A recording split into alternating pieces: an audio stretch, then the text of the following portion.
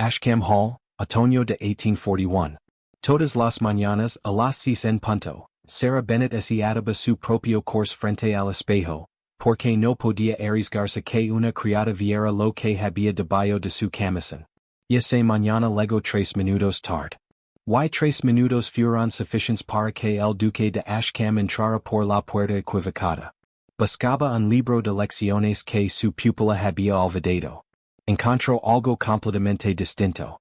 Una mujer con la espalda desnuda bajo la fría luz de la mañana, y a lo largo de su omoplato, marcas de dedos, moretones morados que se desvanecen en un amarillo enfermizo hacia los bordes, con la forma exacta de una mano que había apretado con demasiada fuerza demasiadas veces.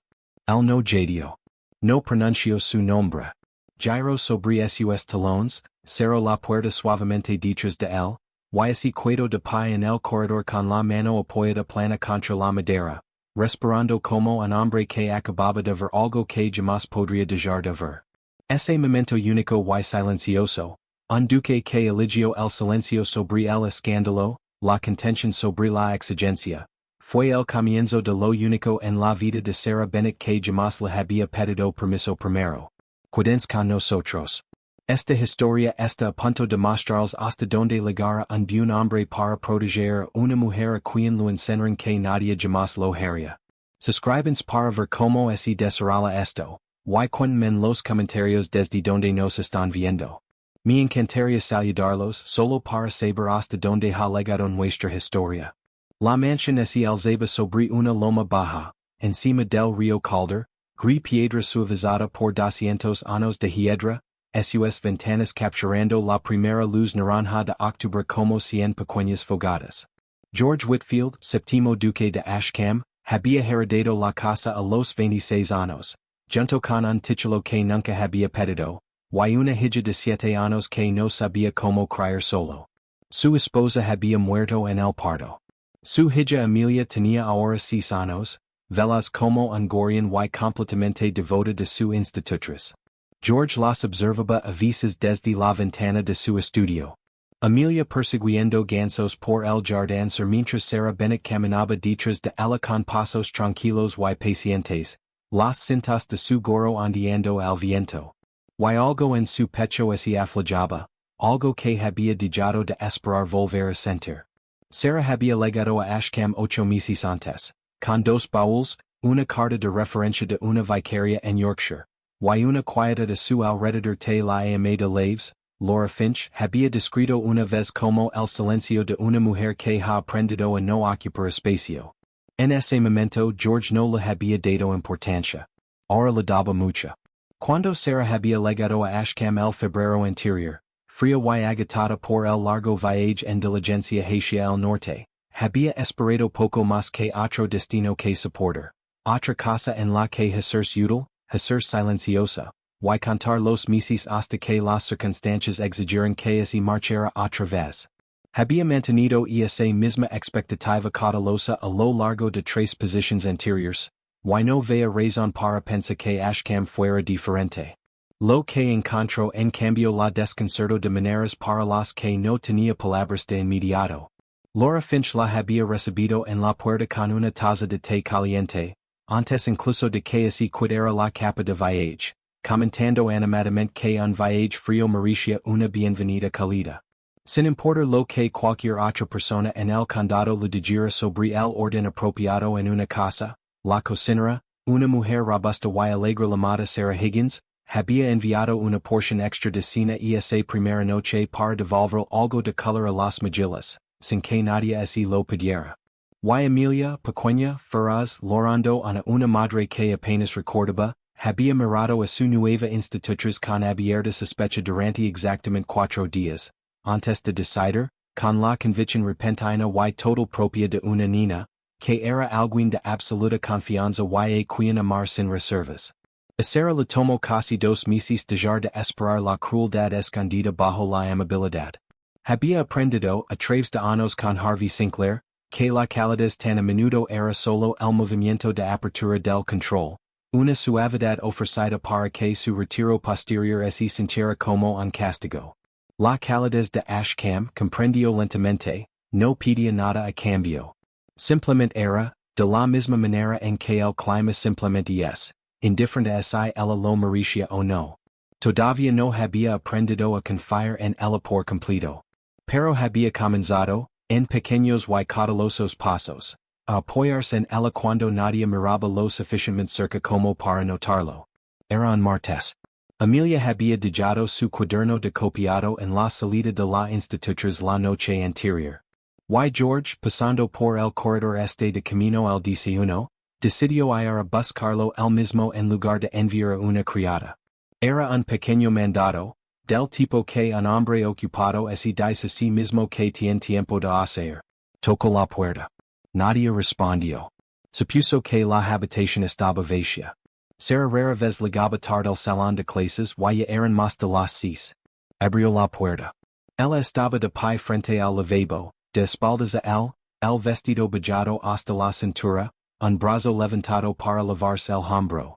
La luz de la mañana caía directamente sobre su piel desnuda, y George vio, antes de poder evitar verlo, los moretones a lo largo de su omoplata y viendo hacia las costillas. Marcas viejas y amarillo verdosas en los bordes, y una marca más reciente, todavía oscura, con la forma inconfundible de 4 dedos y un pulgar. Perdonim, dijo él y dándose la vuelta, y buscando la manilla de la puerta detrás de él. Me dijeron que mi hija dejó su cuaderno aquí. Debí haber enviado a una criada. Lo siento, señorita Bennett. Se había marchado antes de que ella pudiera responder. La puerta cerrándose con un clic tan suave que se sintió casi como una disculpa en sí misma. Sara se quedó muy quieta durante un largo momento, una mano presionada contra su clavícula, escuchando como los pasos de George se alejaban por el corredor. Él no había preguntado. No había llegado, en I exclamado, en I exigido saber quién le había dejado esas marcas en la piel. Simplemente había apartado la mirada y así había marchado, como si su cuerpo fuera algo que ella podía explicar o no explicar, entremente su elección. Nadie había hecho eso antes. Lo encontró una hora después en el pequeño saloncito junto a la biblioteca, de pie ante la ventana, las manos entrelazadas detrás de la espalda. Ella se volvió cuando ella entró, y por un momento ninguno de los dos habló. Excelencia, dijo ella. Deseo explicarlo de esta mañana. No es necesario. Enganche la manga con la puerta del armario, dijo ella de todas formas, la mentra saliendo fluida y ensillada. La misma mentra que le había dicho a la criada que una vez había visto una marca en su muñeca. La misma mentra que así había dicho a sí misma frente al espejo más veces de las que podía contar. La bisagra esta floja. He querido mencionárselo a la señora Finch. George la miró durante un largo momento. No era un hombre tonto, y no había vivido 30 años sin aprender a reconocer una historia ensayada en lugar de recordada. Pero también vio la tensión alrededor de sus ojos, la manera en que sus manos se habían entrelazado como preparándose para un golpe que no llegaría. Y comprendió con una claridad que lo inquietó, que prisionarla ahora solo lo enseñaría que esta casa no era más segura que aquella donde había aprendido a mentir tan bien. La bisagra, repitió él con suavidad. Her que Kyla se ocupa de eso hoy mismo. El alivio cruzó el rostro de Sara, rápido y involuntario, antes de que pudiera suavizarlo. Gracias, excelencia. Era la primera vez que él usaba su nombre de pila, y ella lo notó caer sobre sí misma como algo desconocido.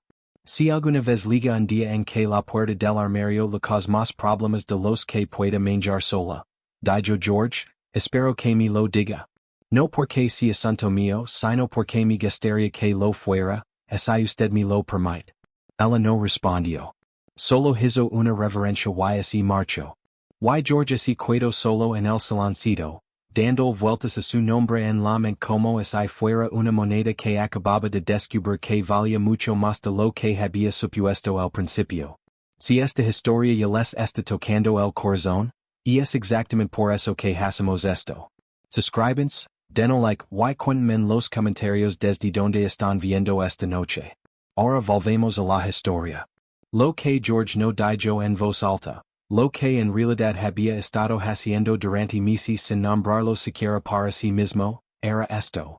Hacia algunas semanas había comenzado a enviar su propio carriage cerrado para las visitas de Sara al pueblo en esos medios días libres, diciéndose a sí mismo que era por el bien de Amelia, para que la institutriz no se resfriara y contagiara a su hija. Había notado, sin decidir notarlo, que ella tomaba su té con una sola cucharada de azúcar y sin leche, y había instruido a la cocina en consecuencia, en silencio.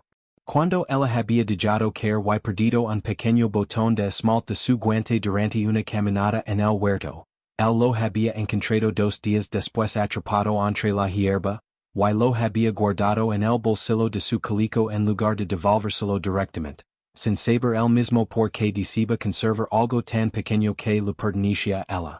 Se admite a sí mismo, solo en la privacidad de su propio estudio, que a los 30 años se estaba comportando como un muchacho con su primer enamoramiento. La diferencia era que el enamoramiento de un muchacho no cargaba con el peso de un ducado, de una casa entera, y del sustento completo de una mujer equilibrado sobre él. Si él se movía mal, se presionaba donde debía haber esperado, o reclamaba donde debía haber preguntado, no solo se avergonzaría a sí mismo. Lo arrebataría a Sara Bennett lo único que parecía finalmente haber sido permitido en esta casa. El derecho a elegir. Esa noche resolvió esperar, observar, y averiguar en silencio quién le había dejado moretones a una mujer que mencha sobre bisagras de armarios con la calma ansiada de alguien que había contado esa mentira 100 veces antes.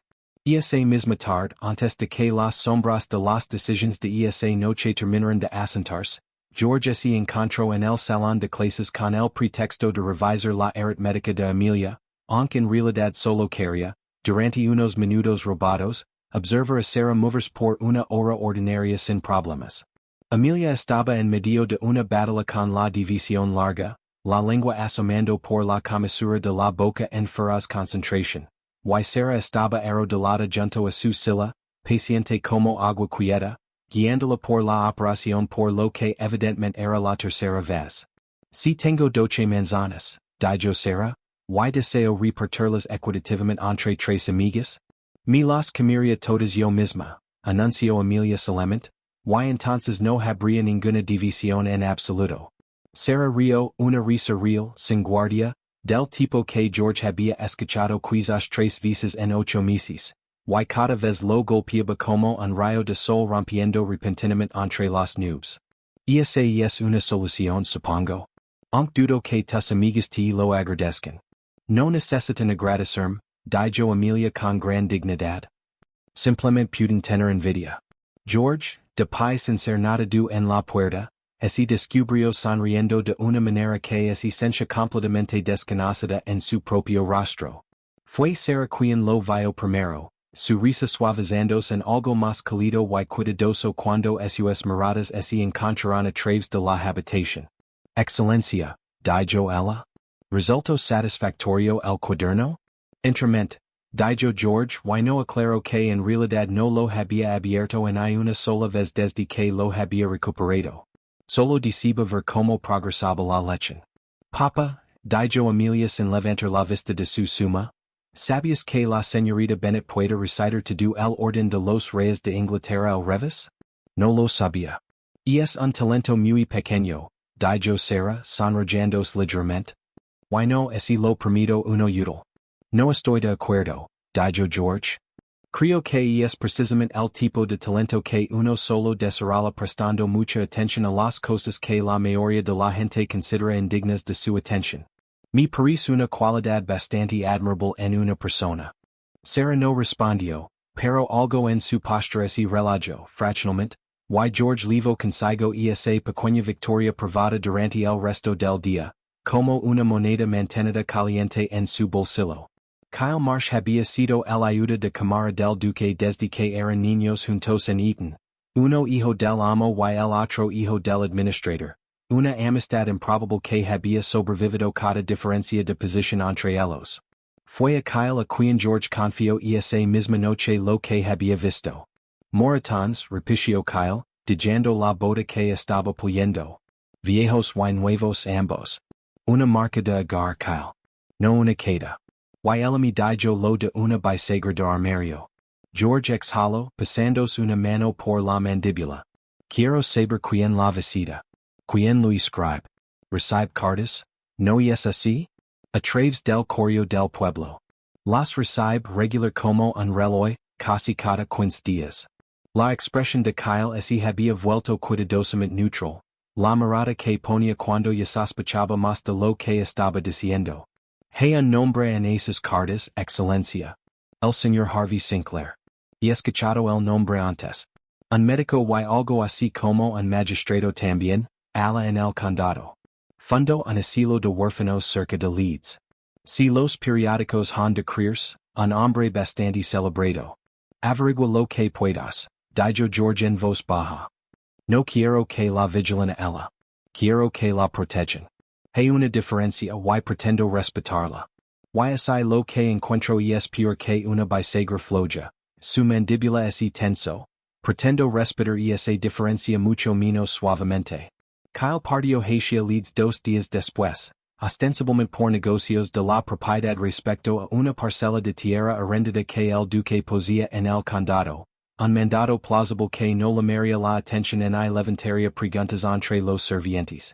Lavaba consigo las cuidadosas instructions de George. No hablar con nadie que pudiera lavar palabra de vuelta a Sinclair directamente. Acercar solo a quienes ya hubieran dejado el empleo o la influencia del hombre. Y sobre todo, no presionar a nadie tan fuerte que el miedo los silenciara por completo en lugar de soltarles la lengua. Fue un trabajo lento y cuidadoso, del tipo que no podía apresurar sin arriesgar exposición. Y George pasó los días de la ausencia de Kyle en un estado de distracción inquieta. Se cuidó de nunca dejar que Sarah lo notara. Se encontró más de una vez de pie en la ventana de su estudio, observándola caminar por los terrenos con Amelia, notando la manera particular en que favorecía su hombro izquierdo al cargar cualquier cosa con peso, la quietud cuidadosa que mantenía cada vez que un lacayo se movía demasiado rápido o demasiado cerca. Pequeñas señales que nunca antes había sabido buscar, y que ahora no podía dejar de ver. No la confrontó de nuevo en esos primeros días. Se había prometido contención y pretendía honrarla, por difícil que resultara la espera. En cambio, simplemente se hacía presente, arreglando camina los mismos senderos a las mismas horas, asegurándose de que ella nunca estuviera sin compañía gentil y sin exigencias, ofreciendo de cada manera pequeña a su alcance el silencioso consuelo de que esta casa, a diferencia de la que fuera que le había enseñado a esconder también sus heridas, no le pediría nada que ella no estuviera libremente dispuesta a dar. Harvey Sinclair era, según todo relato público, un hombre de verdad notable. Se había formado como médico en Edimburgo, había obtenido una magistratura en sus 30 años, y había usado una modesta herencia para fundar el Hogar Sinclair para niños desamparados, en las afueras de Leeds, una institución elogiada regularmente en los periódicos del condado por su limpieza, su disciplina, y la evidente devoción de su fundador. Cenaba con obispos.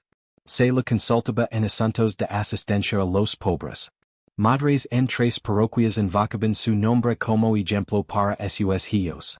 Lo que el condado no sabía, lo que solo Elara Bennett, y vagamente una criada asustada llamada Jennifer, que había dejado su casa 2 años antes sin explicación, verdaderamente comprendían, era que la devoción de Harvey Sinclair por el orden se extendía, tras puertas cerradas, a cualquiera que él considerara suyo para corregir.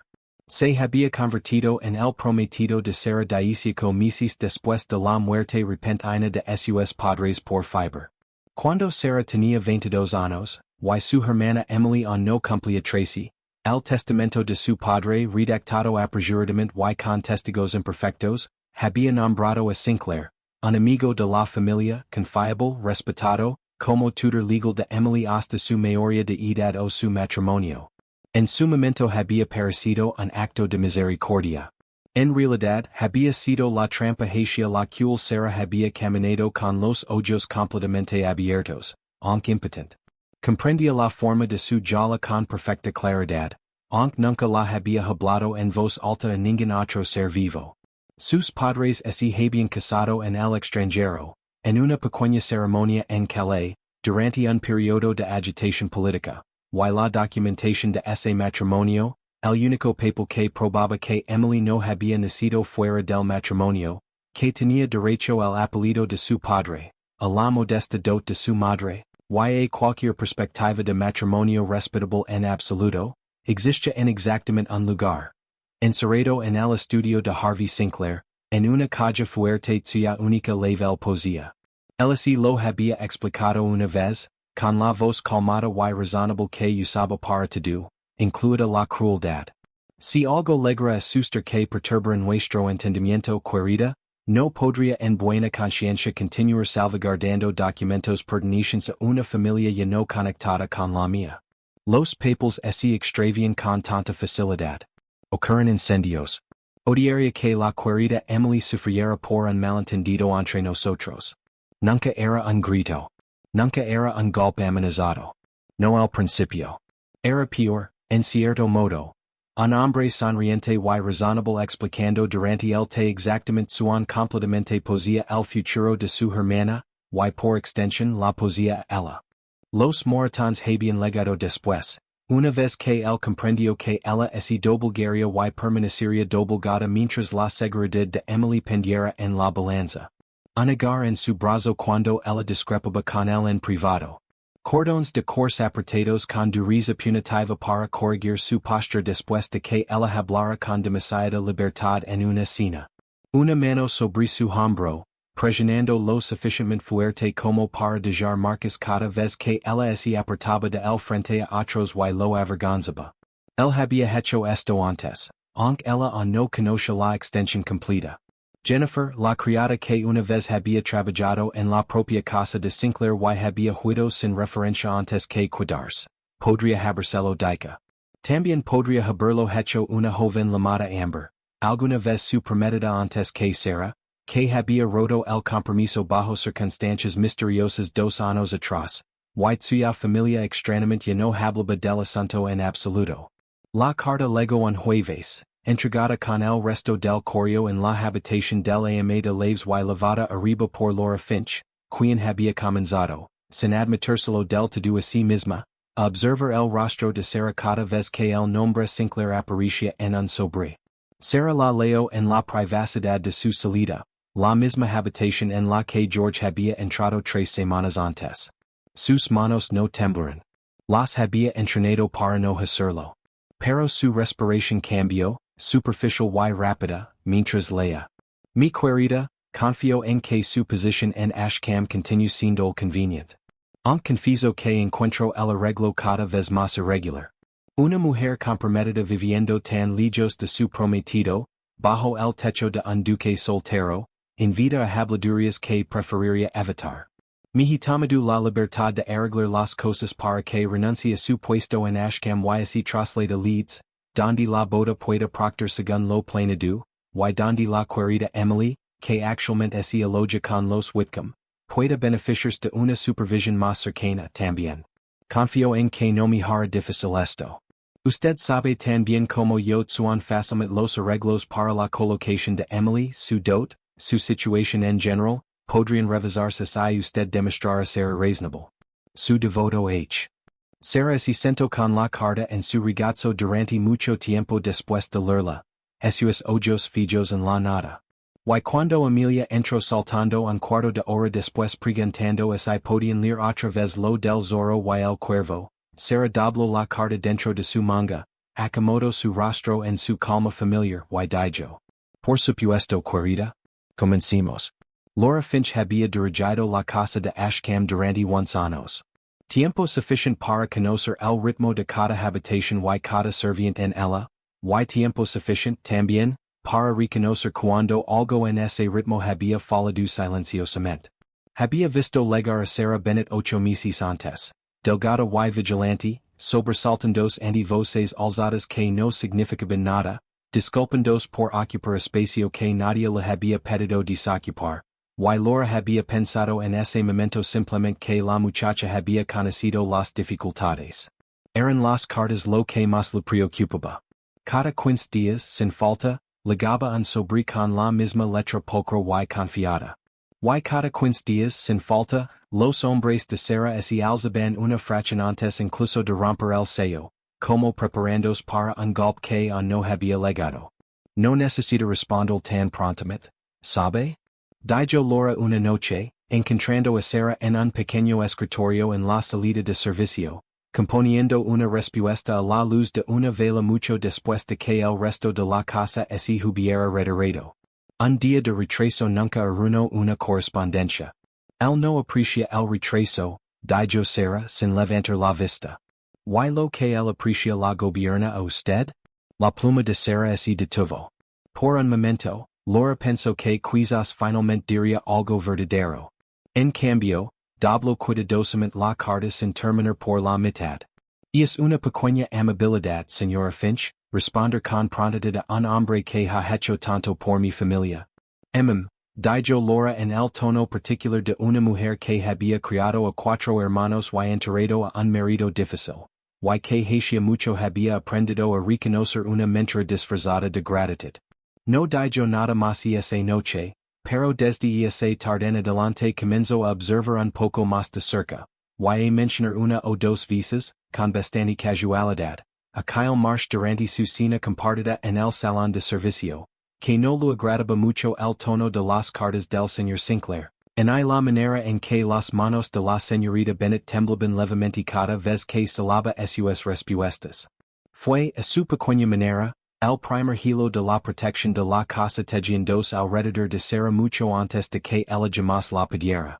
Fue durante esa misma semana ansiosa que George recibió a un viejo amigo, Dylan Croft, un abogado de cierto renombre en Londres, que había estudiado junto a él en Oxford, y que ahora se ganaba la vida desenredando precisamente el tipo de nudo legal que Sinclair había tejido alrededor de una hermana. George le había escrito en confianza, exponiendo la situación en términos cuidadosos y reservados, y Dylan legó a Ashcombe en cuestión de días, sus ojos agudos absorbiendo la casa con evidente curiosidad.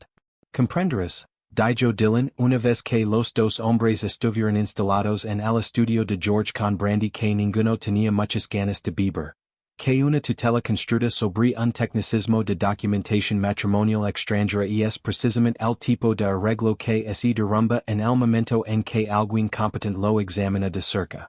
La ley no requiere que un matrimonio ocurra en suelo inglés para ser válido, siempre que exista la documentación adecuada. El poder de Sinclair depende enteramente de que esa documentación permanezca oculta. Produce esa documentación o prueba su existencia por otros medios. Un testigo de la ceremonia, un registro parroquial en el extranjero, correspondencia de la época. Y todo su control sobre la señorita Bennett y su hermana se evapora. ¿Y si él destruye la documentación en lugar de entregarla? Entonces probamos que el matrimonio ocurrió por otra evidencia, lo cual es más difícil, pero difícilmente imposible. Los registros parroquiales de Calais no se borran tan fácilmente como una caja fuerte. George, yo comenzaría a hacer averiguaciones ali directamente, con discreción, antes de que este asunto llegue a un punto crítico. Un hombre acorralado quemra lo que pueda alcanzar. Mejor no depender solamente de lo que él tiene en sus propias manos. George tomó en serio el consejo, y dentro de días una averiguación discreta había sido despachada a Calais a través de las propias conexiones continentales de Dylan, buscando confirmación del matrimonio Bennett a través de registros parroquiales independientes de todo lo que Sinclair controlaba, una tranquila paliza de seguro que probaría, en las semanas siguientes, ser más valiosa de lo que ninguno de los dos hombres comprendía todavía por completo. Hay algo más, añadió Dylan con más suavidad mientras se levantaba para retirarse. No has ni una sola vez, en toda esta conversación, referido a la señorita Bennett como simplemente la institutriz de tu hija. Te conozco desde hace mucho tiempo, George. No creo haber escuchado jamás esa calidez particular en tu voz antes, por nadie. George no lo negó. Simplemente les sirvió a ambos otra medida de brandy y no dijo nada más sobre el asunto, aunque la verdad de ello permaneció con él mucho después de que Dylan partiera hacia Londres la mañana siguiente.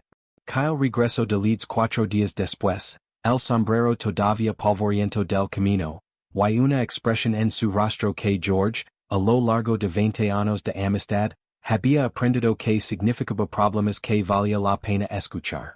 El estilo está bien hablado, dijo Kyle, sentándose en la silla frente al escritorio de George sin que así lo pidieran, una familiaridad permitida solo entre los dos. Demasiado bien hablado es mi intent. Hablo con tres antiguos empleados. Dos no dirían nada en absoluto, asistidos evidentemente, en el momento en que mencionan su nombre. El tercero, una lavandra despedida sin causa, me dijo que a los niños de ese asilo les castiga con más que la vara, y que al menos una niña salió del lugar con heridas. Se le pidió al cirujano local, con discreción, que no las registrara con honestidad. La mano de George se quedó quieta sobre el escritorio. ¿Y la criada Jennifer? La encontré trabajando en una sombrería en York. Costó algo de persuasión antes de que hablara.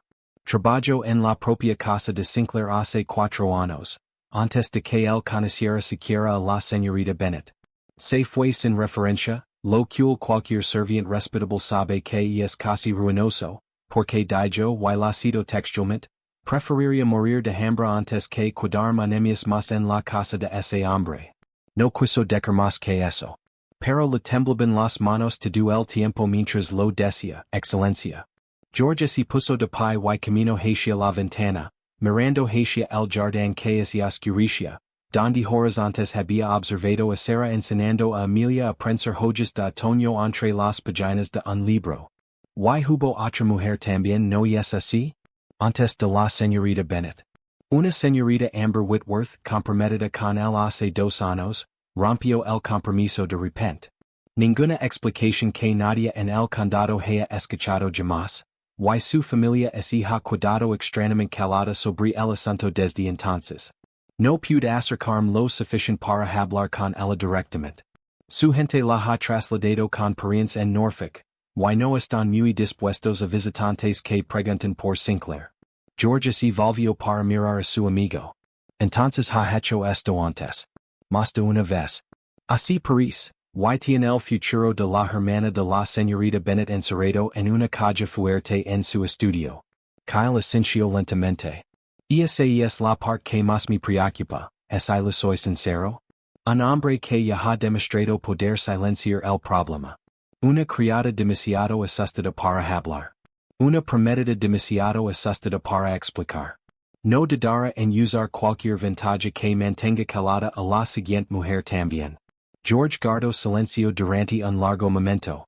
Cuando volvió a hablar, su voz se había vuelto muy firme, la firmeza particular de un hombre que ha decidido un caso de acción y no pretende dejarse mover de él. Entonces necesitaremos pruebas más fuertes que servientes asistidos y compromisos rotos que nadie explicará. Necesitaremos algo que no pueda descartarse como chisme en la sala de un magistrado. ¿Y dónde propone que encontremos eso?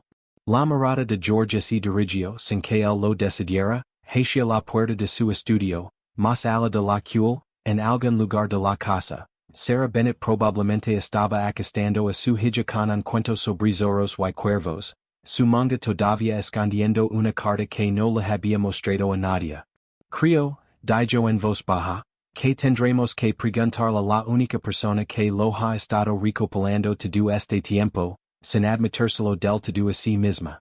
La invitación legó del propio Sinclair, dirigida con elaborada cortesía al Duque de Ashcombe, solicitando el honor de su presencia en una cena celebrando el tercer aniversario del hogar Sinclair para niños desamparados, a celebrarse en la propia Ashcombe Hall, por sugerencia del mismo Sinclair, dada la generosa protección que el Duque había mostrado a causas similares en el condado.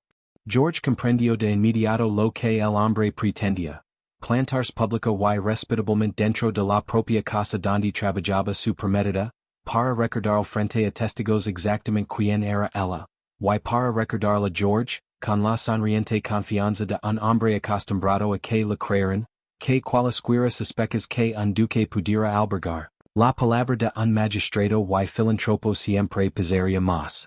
George aceptó la invitación. Después de todo había estado esperando precisamente este tipo de oportunidad. Una habitación llena de testigos, y un hombre que no podría resistirse a actuar su propia verdad frente a ellos. En los 2 días antes de la cena, Sara se descubrió más de una vez frente al pequeño espejo de su cuarto, estudiando su propio reflejo con una honestidad desconocida y poco bienvenida. Había pasado 18 meses perfeccionando el arte de parecer imperturbable, una habilidad de la que alguna vez había estado casi orgullosa, de la manera sombría en que uno se enorgullece de cualquier supervivencia aprendida a la fuerza. Podía sonreír a través del dolor. Podía responder preguntas sobre su felicidad con una calidez ensayada y convincente. Podía, cuando se requería, hacerse tan poco notable en una habitación que nadie pensaba en mirar lo bastante cerca como para notar lo que estaba escondiendo. Lo que nunca había aprendido, en una sola vez en todo ese tiempo, era como pedir ayuda. Sinclair se había asegurado de eso desde el principio, teniendo la seguridad de Emily tan apretadamente alrededor de cada elección que Sara hacía, que incluso el más pequeño acto de resistencia es esencia indistinguible de la imprudencia. Se había dicho a sí misma durante 18 meses que su silencio era amor, que resistir en silencio era el precio de proteger a su hermana, y que cualquier mujer que verdaderamente amara a su familia lo pagaría sin cuidarse. Solo ahora, de pie en una casa que le había mostrado día tras día que la amabilidad podía existir sin un costo oculto, había comenzado a cuestionarse si el silencio alguna vez había protegido verdaderamente a alguien, o si simplemente había protegido a Harvey Sinclair.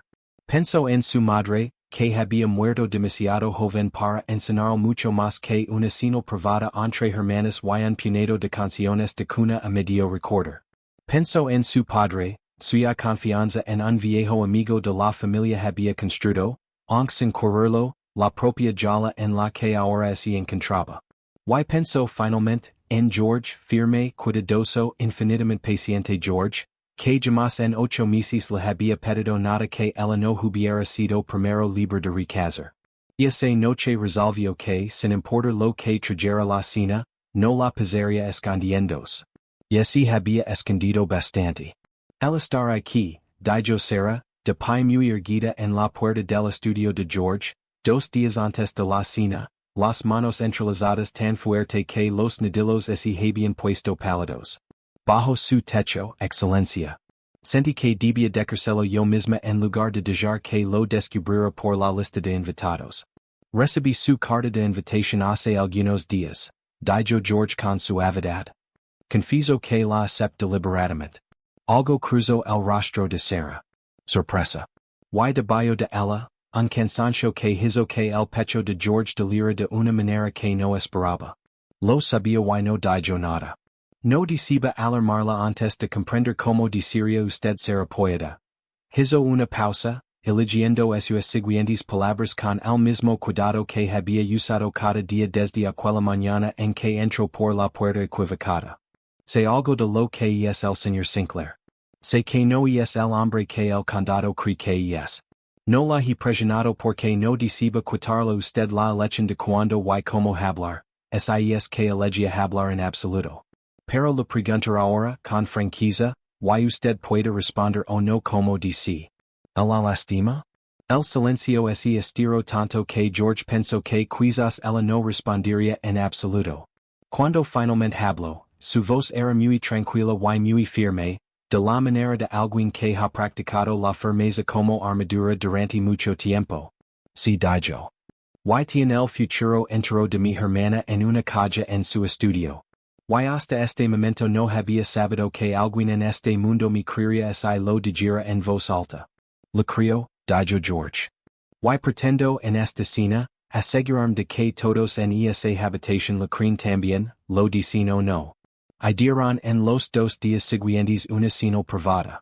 Sara le habría prendido en su cuello un solo brote de brezo blanco, una vieja costumbre casi olvidada que significaba protección. Y así en cualquier momento de la velada necesitaba que George interviniera sin llamar la atención. Lo tocaría una vez, deliberadamente, con sus dedos enguantados. Nada más. Un gesto lo suficientemente pequeño como para escapar de todos los ojos en la habitación, excepto del que estaba atento a él. No necesita usarlo, Le dijo George la noche antes de la cena, mientras estaban juntos en el mismo pequeño saloncito donde ella una vez había mentido sobre una bisagra de armario. Pero quiero que sepa que está ahí. Que no está entrando sola y esa habitación, incluso ese debe parecer, ante todos los que observan, que si lo está. ¿Por qué lo importa tanto esto? Preguntó ella, y por primera vez no había calma ensayada en su voz en absoluto. Solo una crudeza que lo deshizo más profundamente que cualquier otra cosa que ella pudiera haber dicho. Soy la institutriz de su hija. No soy nada para usted, según todas las reglas que este mundo observa. Usted es la primera persona en esta casa, dijo George en voz baja, que nunca me ha pedido nada para sí misma. En hay un aumento de sueldo, en hay una carga de trabajo más ligera, en hay siquiera un simple consuelo, aunque Dios sabe que así ha ganado las tres cosas varias veces. La he visto darlo todo por una niña que no es suya, mientras carga heridas que no deja que nadie atienda. No sé cómo llamar a lo que siento por usted, pero sé que nunca he deseado tanto como ahora ser un hombre digno de confianza. Sara no dijo nada. Pero cuando levantó la vista hacia él, sus ojos brillaban con lágrimas que no dejó caer. Y George comprendió sin que ninguno de los dos dijera otra palabra, que algo entre ellos había cambiado permanentemente, estuviera el mundo a su alrededor listo para ello o no.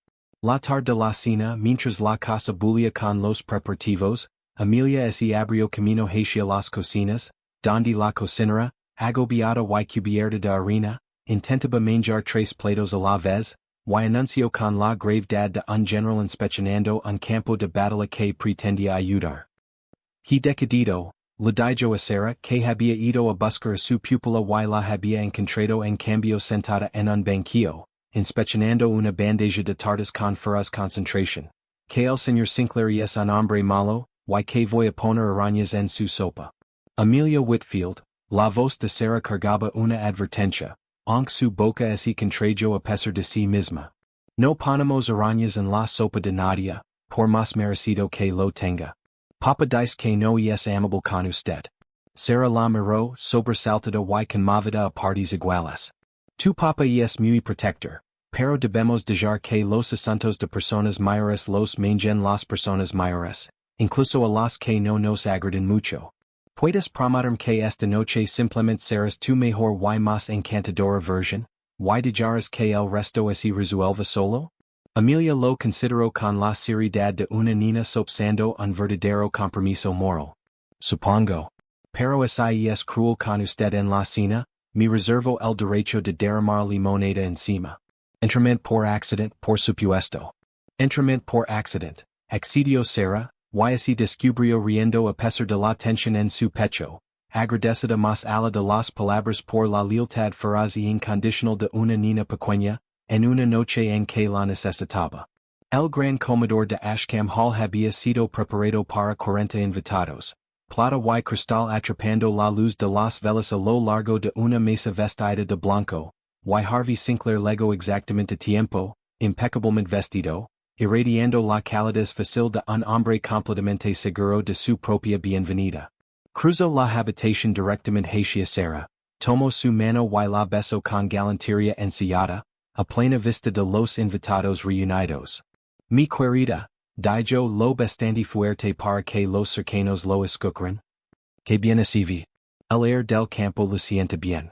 Luego más quieto bajo el murmullo agradable de la sala, su hogar apretándose fraccionalmente alrededor de los dedos de ella. Sonrera para mí esta noche.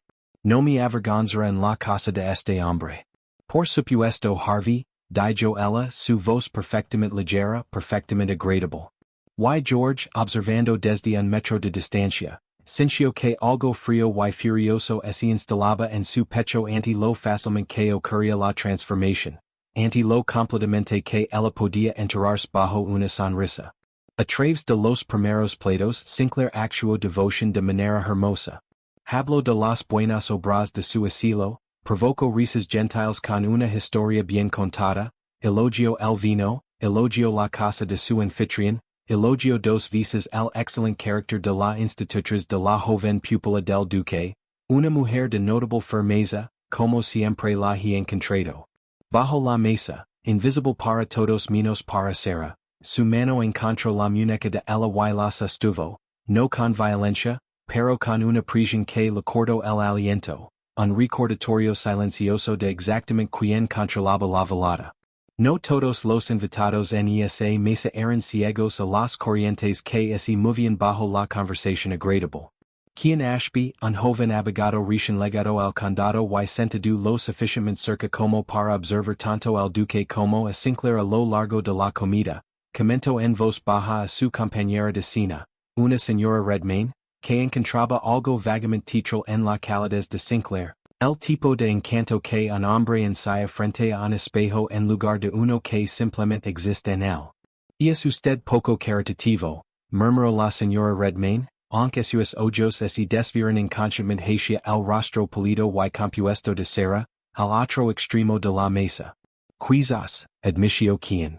O quizás simplemente he contrainterrogado a suficientes hombres deshonestos como para reconocer el ritmo particular de una mentira contada con suavidad y frecuencia. No dijo nada más sobre el asunto, pero observó a través de los platos restantes con la atención silenciosa de un hombre que sospechaba que la velada aún no había mostrado su verdadera forma. Fue durante el segundo servicio, mientras los lacayos retiraban los platos, que Sinclair se levantó para hablar de nuevo, ostensiblemente para brindar por sus anfitriones, y en cambio produjo, con air de gran reticencia, una carta de blada.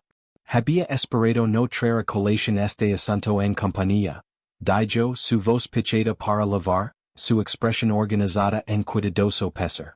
Pero he recibido esta misma semana un informe de lo más angustiante, respecto a una suma de dinero desaparecida de un fondo caritativo confiado al difunto padre de la señorita Bennett. Y perdonem querida, no tomo ningún placer en esto. Evidencia que sugiere que la deuda nunca fue propiamente saldada antes de la muerte de su padre, una deuda de la cual ella ahora carga la responsabilidad, y que temo pueda refugiarse bastante mal en cualquier cosa que actualmente la emplee en una posición de confianza alrededor de una niña pequeña. Una ola se movió por la habitación.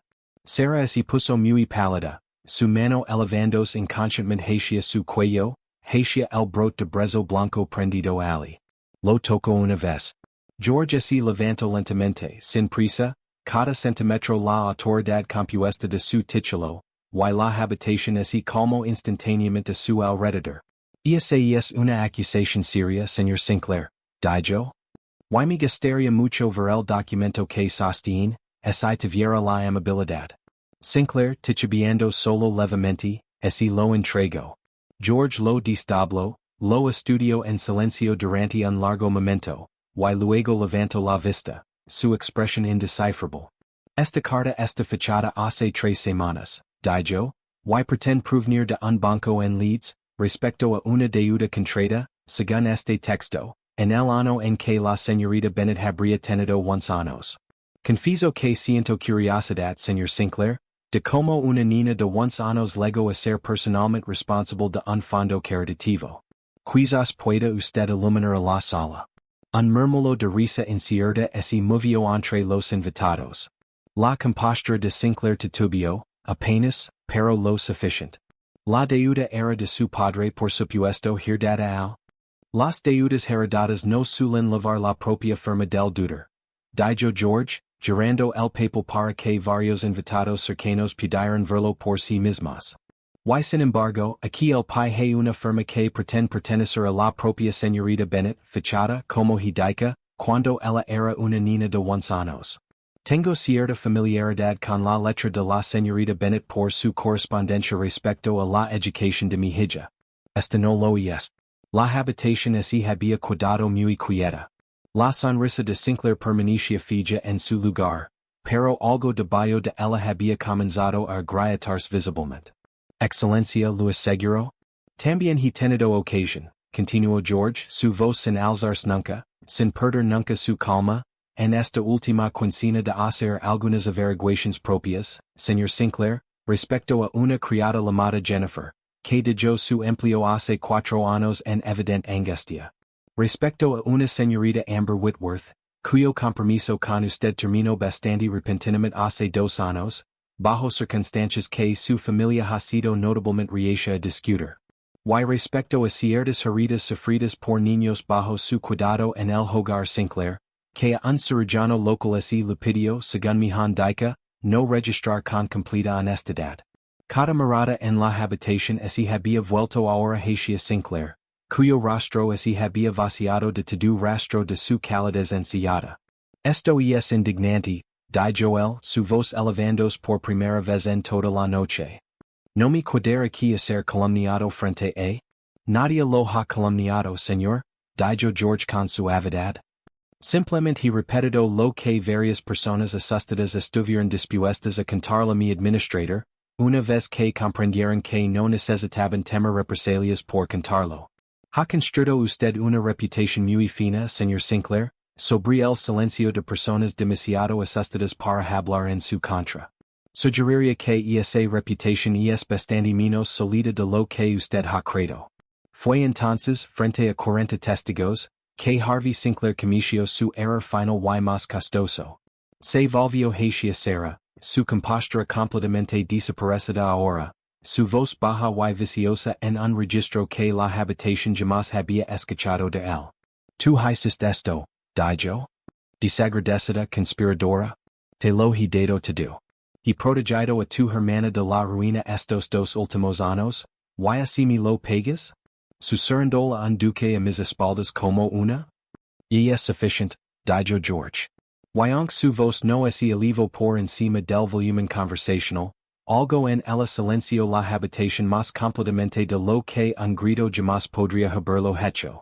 Acaba usted de demostrar, señor Sinclair, frente a 40 testigos, precisamente el temperamento que produce moretones en los hombres de las mujeres que dais proteger. Creo que la oficina del magistrado en este condado quera un relato bastante más completo de esos asuntos que el que ha ofrecido esta noche. Antes de continuar, quiero hacer una pausa y decir gracias. De verdad, esta historia los tiene conteniendo la respiración ahora mismo, preguntándoos qué pasa después. Ese sentimiento es exactamente por lo que hacemos esto. Por favor, tomense un momento para subscribers. Denos like y cuéntenme en los comentarios desde donde del mundo me están escuchando esta noche. Significa muchísimo saber hasta donde liga esta historia. Ahora terminemos lo que empezamos. Mientras los carruajes de los invitados de la cena de Ashcombe todavía rodaban por el camino en las primeras horas de esa misma noche, Emily Bennett estaba sentada despierta en su pequeña habitación en la casa de los Whitcomb en Leeds, una sola vela ardiendo baja junto a ella. Una carta apretada en sus manos que la señora Whitcomb le había leído en voz alta apenas 2 horas antes, con visible reticencia. Tenía 14 años, y había pasado buena parte esos 14 años aprendiendo a leer los estados de ánimo de adultos que tenían poder sobre su futuro. Primero sus padres idos demasiado pronto. Y luego, en una extraña sensación de limbo, la cuidadosa y vigilante amabilidad de los Whitcomb, siempre atemperada por el conocimiento de que su verdadero tutor era un hombre a quien había conocido quizás una docena de veces, y en quien no confiaba en absoluto, aunque nunca hubiera podido decir exactamente por qué. Pensó en la señal privada que su madre les había enseñado a ambas de pequeñas, cuando el peor peligro que cualquiera de las dos podía imaginar era una regañina por doble de los embarados.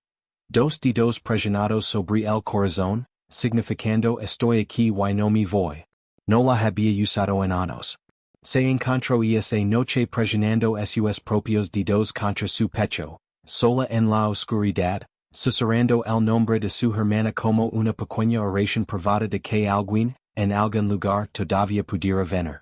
No sabía, no podía haber sabido, que en esa misma hora el carriage más rápido de un duque ya se estaba preparando en un patio de establos a 80 kilómetros de distancia, o que su hermana en realidad no había olvidado la vieja señal en absoluto, sino que la lavaba siempre consigo, esperando exactamente este tipo de noche para responderla.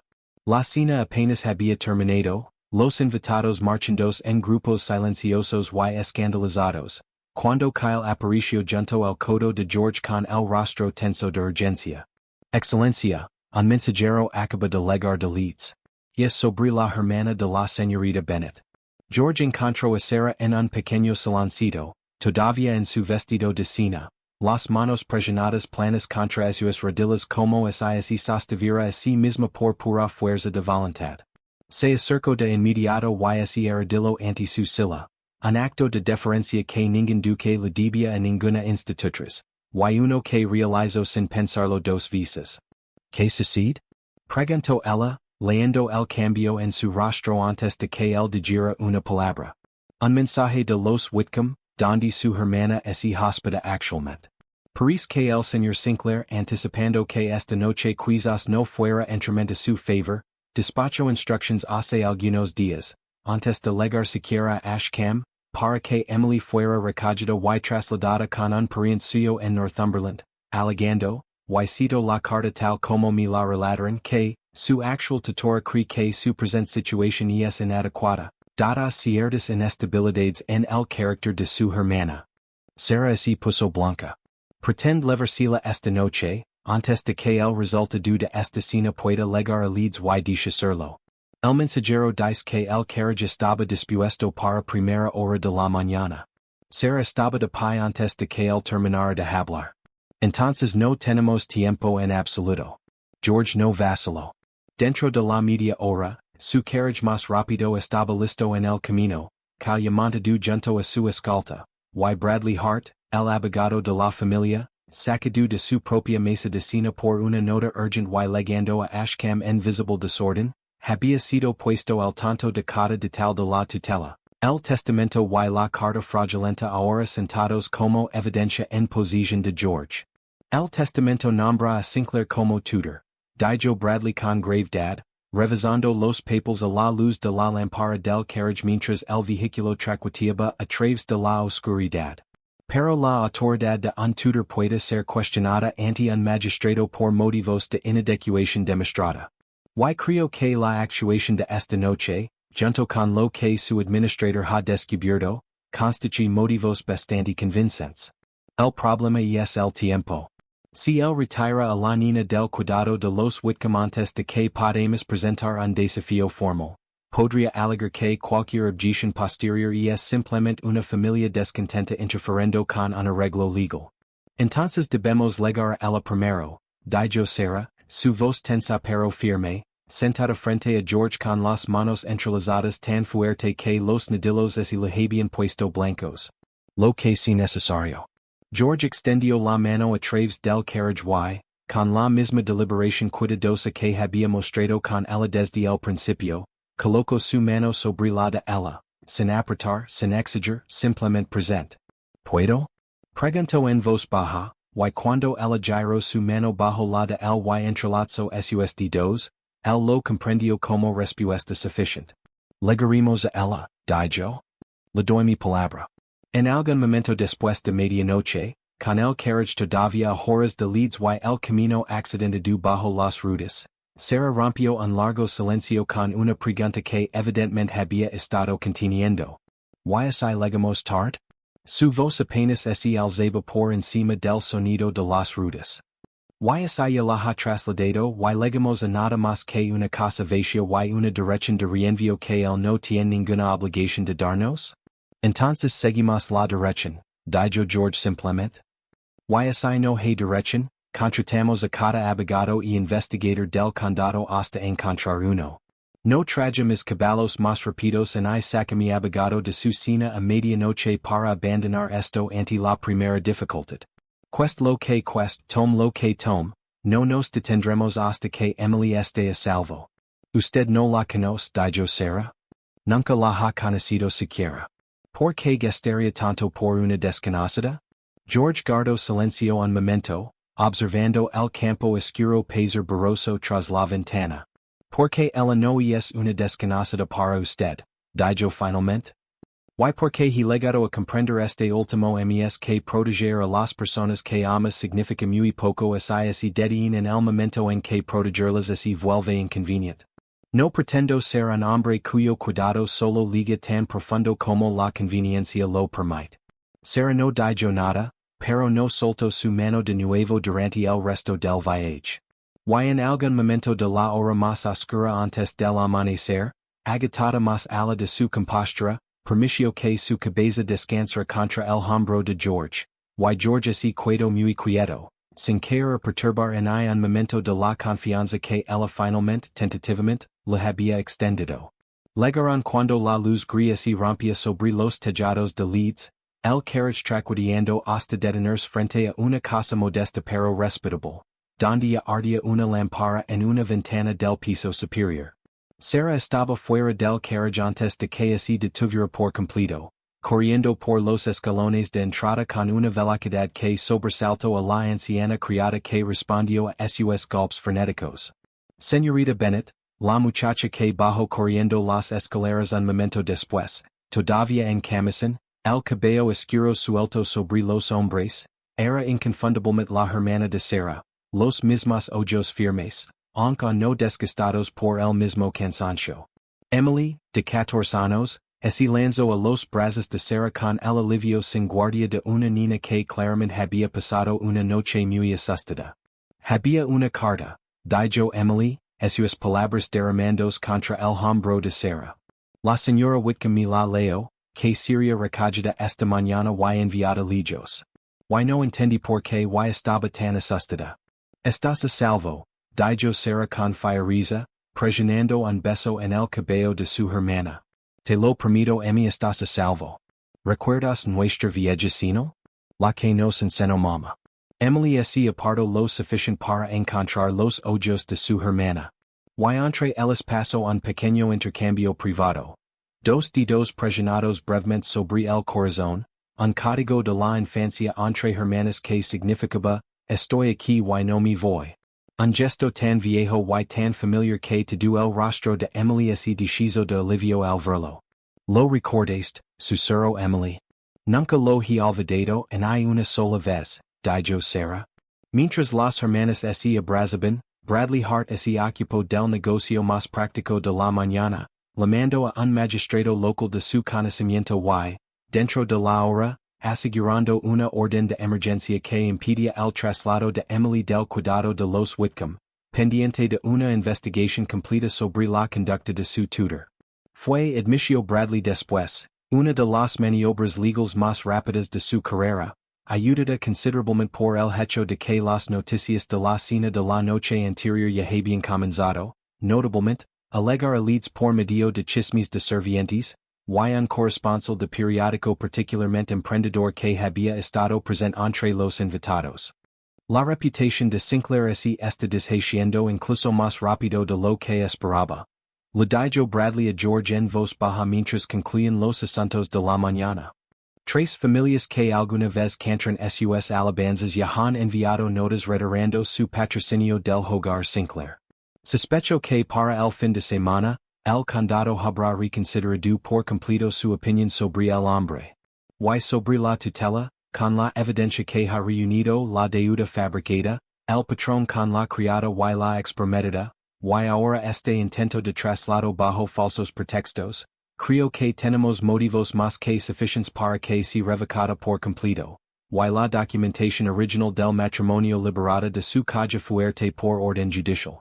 La legitimidad de la señorita Emily Bennett nunca más necesitará depender de la buena voluntad de ese hombre. George exhaló una tensión que había estado cargando desde la noche anterior, finalmente comenzando a aflojarse. Entonces vimos que se juega apropiadamente, Bradley. Cada detalle. No quiero que cuiden y la sombra de este hombre sobre ninguna de estas dos hermanas nunca más. La audiencia formal, celebrada 15 días después en los tribunales de Leeds, atrayó una multitud más grande de lo que la modesta sala de audiencias podía contener cómodamente. Harvey Sinclair, todavía intentando la misma compostura ansiada que le había servido tan bien durante años, la encontró considerablemente más difícil de mantener bajo el peso del testimonio que, tras el escándalo de la cena, finalmente había comenzado a llegar. Jennifer, la antigua criada, se presentó y testificó, las manos temblorosas pero la voz firme, sobre la conducta en la casa de Sinclair años atrás que ningún empleado respetable habría permitido. La familia de Amber Whitworth, envalentonada por fin por el desmoronamiento público ya en marcha, Envio una declaración escrita confirmando que su hija había roto su compromiso con Sinclair tras sufrir heridas que había estado demasiado asustada de reporter en su momento. La lavandera del hogar Sinclair repitió bajo juramento lo que le había dicho a Kyle semanas antes. Respecto a niños castigados más allá de cualquier disciplina razonable, y un cirujano local presionado al silencio. Y Sarah misma, cuando fue llamada, se puso de pie frente al tribunal y describió, con una voz que temblaba solo ligeramente y se firmaba con cada phrase, dieciaco meses de compromiso construidos enteramente sobre la amenaza de la ruina de su hermana, una caja fuerte que sostenía la prueba del nacimiento legítimo de Emily usada como quería, y marcas sobre su propio cuerpo que había explicado durante más de un año a cualquiera que pregunta como accidentes, bisagras de armario, torpeza ordinaria. ¿Por qué? Le preguntó el magistrado con gentileza, nunca se presentó a hablar antes de ahora? ¿Por qué no creía que nadie eligiera creerme a mí antes que a él? Dijo Sarah. Había construido un nombre demasiado respetable para cuestionarlo. Yo no tenía nada más que moretones que nadie quería mirar lo suficientemente cerca como para ver. Durante un receso en el procedimiento, Sarah se encontró sola un momento en el corredor fuera de la sala del tribunal, sus manos todavía temblando por el esfuerzo de su testimonio, cuando Jennifer se acercó, quieta y vacilante. Quería decirlo, comenzó Jennifer retorciendo sus guantes entre los dedos, que escucharla hablar ahí adentro me dio el valor de decir mi propia parte con claridad, en lugar de dar vueltas alrededor de ella como he hecho durante años. He cargado lo que sucedió en esa casa como una vergüenza que me pertenecía a mí, cuando nunca fue mía para cargar. En I fue mía tampoco, dijo Sarah con suavidad. Y las dos mujeres se miraron con la comprensión particular que solo existe entre personas que han sobrevivido una crueldad silenciosa similar. Lamento que la hicieran sentir que sí lo era. Y lamento que la dejaran enfrentarlo sola durante todo el tiempo que lo hizo. Pero usted no está sola ahora, replicó Jennifer. Vi el rostro del duque mientras usted hablaba ahí dentro. Si cual si el resultado de esta audiencia, no creo que jamás vuelva a tener que convencer a alguien de su propio valor dos veces. Sarah apretó la mano de Jennifer con gratitud, y las dos regresaron juntas a la sala del tribunal, ya no extrañas unidas solo por un atormentador compartido, sino algo más cercano a aliadas. Y con el tiempo, algo aún más cercano a amigas. El fallo del magistrado, entregado 3 días después, revocó por completo la tutela de Sinclair sobre Emily Bennett, ordenó la liberación inmediata de toda la documentación relativa a su nacimiento legítimo, despojó a Sinclair de su propia magistratura por motivos de inadecuación demostrada, y remitió el asunto de su conducta hacia Jennifer y hacia los niños bajo su cuidado a una investigación criminal adicional. El hogar Sinclair para niños desamparados fue puesto bajo nueva administración, independientemente designada, dentro del mes. El nombre de Harvey Sinclair, tan recientemente pronunciado con reverencia en todo el condado, se convirtió en el transcurso de una temporada en sinónimo exactamente de lo opuesto. Intentó una vez acercarse Sarah fuera del tribunal, su compostura completamente desaparecida ahora, reducido a algo más pequeño y más feo que el hombre que alguna vez le había besado la mano frente a 40 invitados a cenar. Me has arruinado, dijo bajo y furioso. Todo lo que construí. Usted no construyó nada, dijo Sarah y su voz por primera vez en 18 meses, no tembló en absoluto. Usted tomó el futuro de mi hermana y lo sostuvo sobre mi cabeza como una espada. Tomó cualquier quietud que pudo encontrar en mujeres asustadas y la llamó devoción. Usted nunca construyó nada, Harvey. Solo tomó. Se quitó entonces el anillo que él le había dado en su compromiso, un modesto granite en un engas de oro que había usado durante 18 meses como un grillit, y lo prisionó en la mano de él en lugar de arrojarlo o dejarlo caer. Un acto final y deliberado de devolverle exactamente lo que le pertenecía, y nada más. No le debo nada más, dijo. En I silencio, en I miro, y ciertamente no esto. Se dio la vuelta y se alejó, y no miró atrás en I una sola vez. Fue la averiguación de Dylan Croft, Dispecadas semanas antes y casi olvidada en medio del torbellino de la cena y de la audiencia misma, la que es esto el golpe final y más decisivo a la defensa restante de Sinclair. Un poquito luego de calle la misma mañana del veredicto, conteniendo copias certificadas del registro parroquial que documentaba el matrimonio de los padres de Sarah y Emily, junto con una declaración firmada por un anciano sacerdote que había oficiado la ceremonia el mismo y la recordaba notablemente en detalle vivido incluso después de tantos años. Bradley Hart presentó los documentos al tribunal con visible satisfacción. Su señoría notara que esta evidencia existe enteramente independiente de cualquier cosa en posesión del señor Sinclair.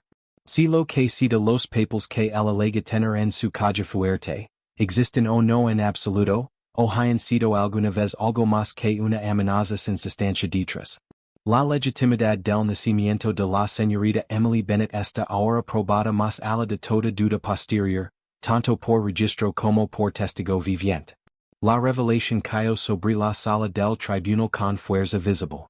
Sinclair, que había pasado 15 meses blandiendo la amenaza de esa documentación perdida como una espada sostenida permanentemente contra una garganta, ese quedó muy quieto en su asiento, el último de su compostura finalmente, completamente drenándose. Fue reflexionaria será más tarde, algo extraño y casi anticlimático de presenciar.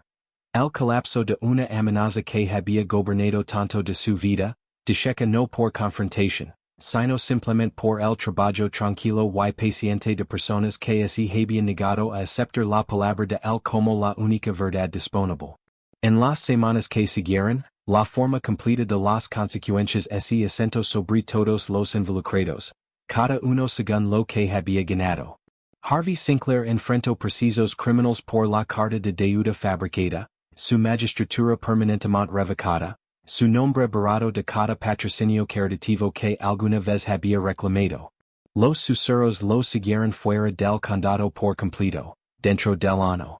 Jennifer, cuyo valor al testificar había ayudado a desenredar años de cuidadoso encubrimiento, recibió de George, en silencio y sin alboroto, una posición de confianza en las cocinas de la casa de Ashcombe, junto con una referencia tan brillante que le abrió puertas que habían estado cerradas durante 4 largos años.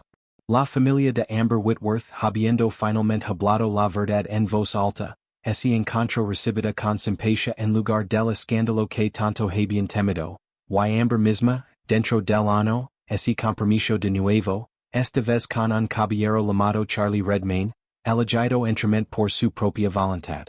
Emily, por fin liberada de la tutela de Sinclair, vino a vivir a Ashcombe bajo el cuidado de Sarah, mientras los tribunales finalizaban un arreglo nuevo y apropiado para su fideicomiso y dote, esta vez administrado por Bradley Hart, suya honestidad escrupulosa contrastaba permanentemente con el hombre al que había reemplazado. Ella y Amelia, la joven hija del duque, así hicieron amigas rápidas en cuestión de 2 semanas.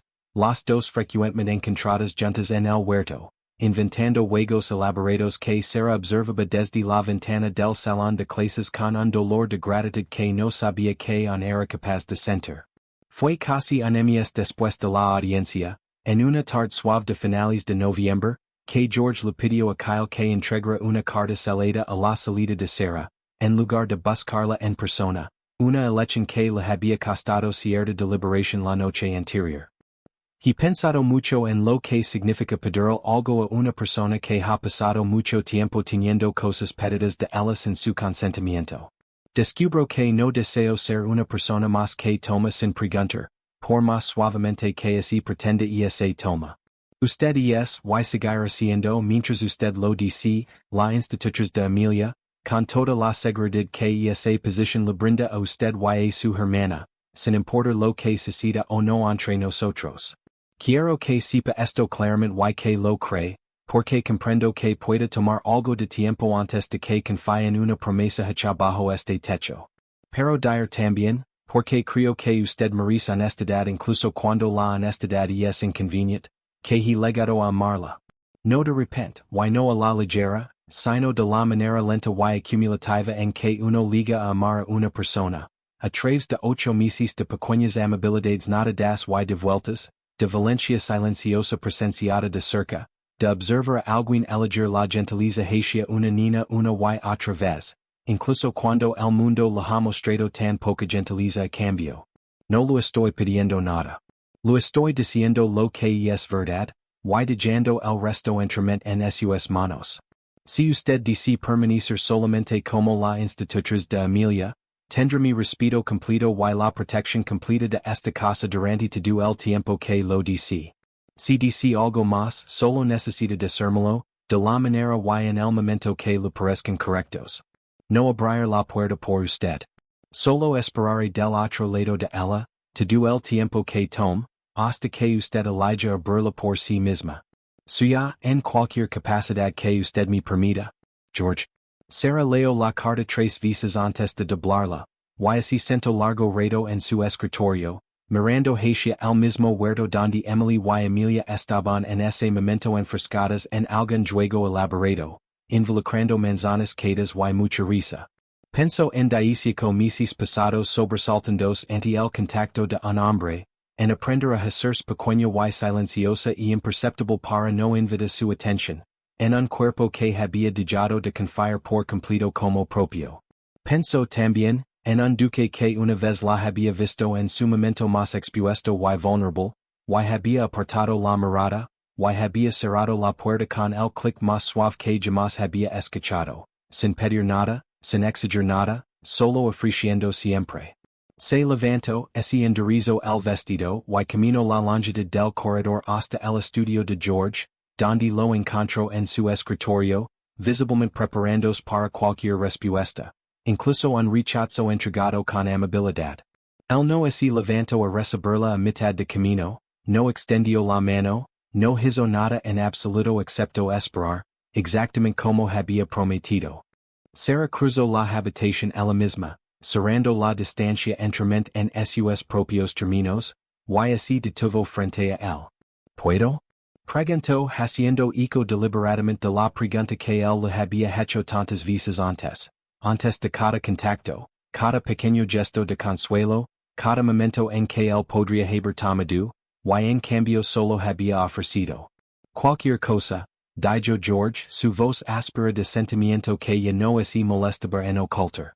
Ella tomó su rostro suavemente entre sus manos y lo besó, y por fin fue entremente su propia elección. Se casaron la primavera siguiente en la pequeña iglesia de piedra de Ashcombe, con Emily de pie junto a su hermana como testigo, y Emilia, en un arranque de solemnidad propia de sus 6 años, insistiendo en lavar ella misma los anillos por el pasillo con exagerado cuidado. Jennifer asistió desde su nueva posición en las cocinas de la casa, llorando abiertamente durante toda la ceremonia. Kyle se paró como padrino de George, y Bradley Hart, siempre preciso, había verificado personalmente cada documento requerido para el matrimonio 3 veces, simplemente para estar completo, insistió. Aunque todos los presentes lo comprendieron como su propia manera silenciosa de asegurarse de que nada pudiera jamás volver a usarse para amenazar el futuro de ninguna de las 2 hermanas. Sarah lavaba en su cuello un solo brote de brezo blanco. Algunos meses después de la audiencia, mientras el otoño se sentaba de nuevo sobre Ashcombe, un carriage llegó sin anunciarse, trayendo a una visitante que Sarah no había esperado volver a ver. Amber Whitworth, ahora Amber Redmayne, acompañada de su nuevo esposo Charlie, en su camino al norte para visitar parientes, y como Amber explicó con evidente nerviosismo, incapaz de pasar tan cerca de Ashcombe sin finalmente hacer la visita que había deseado hacer durante mucho tiempo. Ley sobre la audiencia en los periódicos, dijo Amber, sentada con cierta rigidez en el salón, sus manos entrelazadas apretadamente en su regazo, una postura que Sarah reconoció al instante, habiéndola usado ella misma tantas veces. Confieso que no supo hasta entonces que no era la única mujer a quien él le había hecho esto. Había pasado 2 años creyéndome simplemente desafortunada, o quizás de alguna manera culpable por elegir tan mal. Fue un gran alivio, en su extraña manera, saber que no estaba sola en ello. Aunque lamento terriblemente que haya sido a costa suya. No necesita disculparse, dijo Sarah con suavidad. Nada de lo que nos sucedió a ninguna de las 2 fue jamás nuestra culpa. Yo lo sé ahora, dijo Amber, y algo en su voz sugería que solo recientemente había legado a creerlo por completo. Charlie ha sido muy paciente conmigo mientras lo aprendo. Todavía me sorprendo a veces disculpándome por cosas que no requieren disculpa alguna. Viejos hábitos encuentro, que no sueltan su hogar fácilmente. No, coincidió Sarah. No lo hacen. Pero ese aflojan, dado suficiente tiempo y suficientes personas dispuestas a recordarte que no debes ninguna explicación por simplemente existir tal como eres. Las dos mujeres conversaron durante casi una hora, y cuando el carriage de Amber finalmente partió hacia el norte, Sarah se quedó de pie en el camino mucho después de que hubiera desaparecido de la vista, sintiendo por primera vez el consuelo particular y inesperado de saber que su propia supervivencia había ayudado a iluminar un camino para la de alguien más. Un año después de la boda, en un martes ordinario que había legado, en su misma cotidianidad, a centros como el mayor lujo que ninguno de los dos había conocido jamás, Sarah estaba una vez más de pie frente al lavabo, en lo que para entonces era simplemente su propia habitación, en lugar de una habitación que ocupaba el placer de otro. George tocó, como siempre lo hacía ahora, y esperó su respuesta antes de entrar, un hábito que ninguno de los dos había necesitado nunca discutir en voz alta. Emily ha escrito, dijo, cruzando la habitación para poner una carta en su mano. Escribe que el señor Ashby hizo una pausa, permitiéndose una pequeña sonrisa cómplice. El joven abogado que cenó con nosotros la primavera pasada, la ha visitado 3 veces este mes, y que encuentra su compañía tolerable, aunque habla bastante de precedent legal para un hombre que intenta cortejar a alguien. Sarah rió, el sonido entremente sin guardia ahora, tan natural para ella como respirar. Siempre ha tenido estenders exigentes. Tendré que escribir y advertirle al señor Ashby que mi hermana no sufra a los tontos, por más encantadores que sean esos modelos en el tribunal. Un rasgo que comparte con su hermana y nada do. Cuidado, excelencia. Sarah ese giro en esos brazos, y sin sobresaltarse ante ninguna cercanía, y sin contar el costo de la confianza extendida. Recuerdo a cierto duque que también habló bastante de precedent legal la noche que cormos hacia Leeds. Ese duque, dijo George, tenía bastante en juego en resolver bien el asunto. La voz de Amelia se alzó desde el jardín abajo, alta y encantada, llamando a Emily para que viniera a ver algo extraordinario que había encontrado bajo el viejo roble, y los dos se acercaron a la ventana para observar a las dos niñas. Y no simplemente pupila y hermana, sino algo más cercano a familia verdadera, inclinadas juntas sobre cualquier pequeño tesoro que la mañana les hubiera ofrecido. Solía creer, dijo Sarah en voz baja, que la seguridad era algo que uno se ganaba nunca siendo una molestia para nadie. Que tenía que hacer lo suficientemente pequeña, lo suficientemente silenciosa, lo suficientemente útil para merecer un techo sobre mi cabeza y comida en mi plato. Me tomó mucho tiempo comprender que la seguridad no es algo que se gana en absoluto. Es simplemente algo que se le debe a cualquiera por cualquiera que afirma amarlo. George vino a pararse junto a ella, su mano encontrando la de ella sin urgencia, sin exigencia, exactamente como siempre lo había hecho. Y ahora, dijo Sarah, observando a las niñas abajo estallar en risa por algo que ninguno de los dos adultos podía escuchar desde esa distancia. Creo que finalmente he aprendido la diferencia entre un hombre que te ama y un hombre que simplemente se posert. No pretendo volver a confundir jamás el uno con el otro. Una noche, no mucho antes de que esta historia llegue a su cierre, Sarah se sentó entre Emily y Amelia en el amplio asiento de ventana del cuarto de los niños.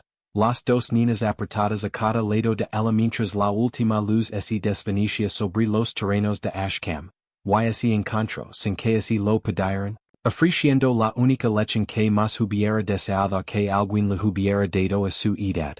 Quiero que ambas recuerden algo, dijo. Mucho después de que hayan olvidado cada lección que les he enseñado sobre reyes y sumas de división, una persona que verdaderamente las ama nunca hará que su amor se sienta como una deuda que deben seguir pagando. Nunca sostendrá su seguridad, o la seguridad de su familia, sobre sus cabezas como si fuera una moneda que pudiera gastar en su contra. Si alguna vez alguien las hace sentir que amarlas require su silencio, o su miedo, o que así encajan, eso no es amor, si cool si el nombre que le den. Eso es solamente una jola disfrazada lo suficientemente bonita como para que la confundan con refugio. ¿Eso fue lo que hizo el señor Sinclair? Preguntó Emily en voz baja. Eso es precisamente lo que hizo, dijo Sarah. Yo lo dejé continuar mucho más tiempo del que debí, porque no creía que nadie me elegiría a mí antes que subió un nombre. Estaba equivocada. Pero estaba equivocada de una manera que me costó mucho dolor innecesario antes de aprenderlo. Amelia, siempre práctica, consideró esto con el seno ligeramente fruncido. Entonces hay alguna vez es cruel conmigo y dice que es porque me amé, debería decírselo a papá de inmediato. Sí, dijo Sarah, presionando un beso en la coronilla de la niña. Precisamente eso. Cada vez, sin excepción, y sin creer jamás que debes ganarte el derecho a cantarlo. El nombre de Harvey Sinclair, con el tiempo, ese desvanicio de la memoria del condado de la manera en que la mayoría de las advertencias eventualmente lo hacen, mencionado ocasionalmente en meses de cine como una lección más que como un escándalo. Una advertencia tanto para hijas como para pupilas de que una reputación respetable no vale absolutamente nada si no via acompañada de una conducta respetable tras puertas cerradas. Nunca así lo permitió volver a ostentar confianza pública. El hogar Sinclair para niños desamparados, renombrado dentro del año bajo su nueva administración, pasó a servir genuinamente a los niños que alguna vez solo había pretendido proteger. Una pequeña misericordia que Sarah encontró gratificante, a pesar de todo lo que el lugar alguna vez había representado.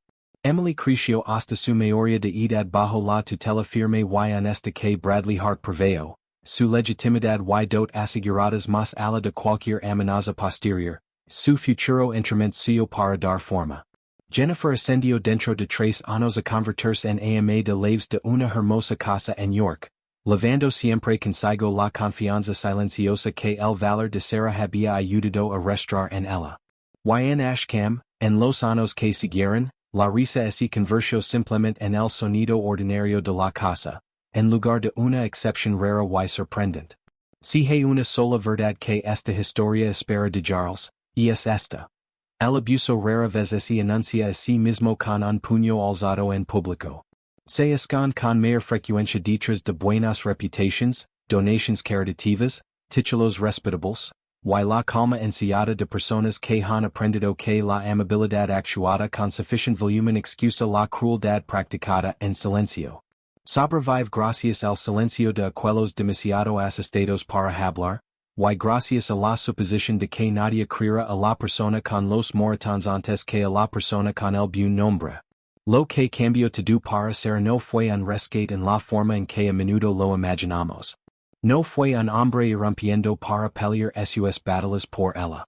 Fue un hombre que eligió, desde el primer momento, preguntar en lugar de asumir, esperar en lugar de presionar, y creer antes incluso de que ella misma encontrara el valor de creerse completamente a sí misma. La protección real, el amor real, no lo arrebata el control a alguien a quien ya le han arrebatado tanto control. Se lo devuelve patientemente, y espera a que ella lo use. Si reconocen alguna parte de esta historia en su propia vida, o en la vida de alguien a quien aman, por favor sepan esto. La reputación no es lo mismo que el carácter, y el silencio no protege a nadie más que a la persona que causa el daño. Siempre hay alguien dispuesto a escuchar, y usted siempre merece ser credos. En la tarde de su primer aniversario de bodas, George encontró a Sarah una vez más en su salida, y no una habitación de moretones escondidos y mentiras enseñadas, sino simplemente una habitación llena de joyas de otoño prensadas de una caminata por el huerto con Amelia, una pila de cartas de Emily esperando respuesta, y el consuelo particular y imperceptible de una vida plena y honestamente vivida. ¿Lo recuerdas? Preguntó él, sentándose junto a ella junto a la ventana. La mañana en que entré por la puerta equivocada. Recuerdo cada detalle de ello, dijo Sarah. Recuerdo pensa cuando cerraste esa puerta tan suavemente detrás de ti, que jamás en mi vida había conocido a un hombre que pudiera ver tanto y exigir tan poco a cambio. Casi no la ser, admitió George. por un terrible momento casi digo algo. Pregunto algo. Me alegra ahora no haberlo hecho. ¿Por qué? Porque creo que si hubiera preguntado ese mañana, me habrías dicho cualquier mentira que te mantuviera más segura, yo habría creído que había cumplido con mi deber al preguntar, lo habría dejado ahí. Fue el no preguntar lo que importó. Te enseño lentamente que no necesitabas tener una mentira lista cada vez que alguien te mirara demasiado de cerca. Eso levo meses. Nunca podría haber sucedido en una sola mañana. Será ese recasto contra él, la última tensión que había cargado durante tanto tiempo finalmente disolviéndose por completo. Me diste algo que no sabía que tenía permitido decir. ¿Dijo? No rescate, solo paciencia. Solo la simple y ordinaria decencia de que me preguntan cada vez, en lugar de que asumieran. Eso, dijo George presionando un beso en su cabello, es el único tipo de amor que jamás deseo ofrecerte. Me alegra al final que haya resultado ser suficiente.